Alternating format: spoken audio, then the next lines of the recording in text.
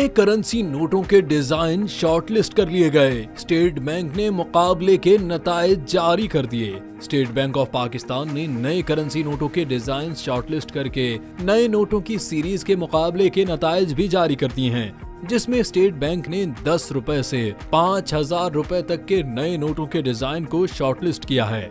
State bank के एलामिये के मुताबिक 500 रुपए के 2 नोटों में मोहतरमा फातिमा जिन्ना का नोट शॉर्टलिस्ट किया गया है। 1000 के नोट पर लियाकत अली और उनके मुक्के का निशान है और पिछली तरफ हाथों की जंजीर मौजूद है, जबकि शॉर्टलिस्ट किए गए करेंसी नोटों के डिजाइन में 10, 20, 100, 500 और 5000 के नोटों पर कायदे आजम की तस्वीर आवेजा है। शॉर्टलिस्ट किए गए डिजाइन्स को बैनुल-अक़वामी डिजाइनर्स के पास भेजा जा रहा है, जो उन्हें फाइनल करेंगे। नए करेंसी नोटों को इंटरनेशनल मयार के मुताबिक तैयार करके दिसंबर तक जारी किया जाएगा।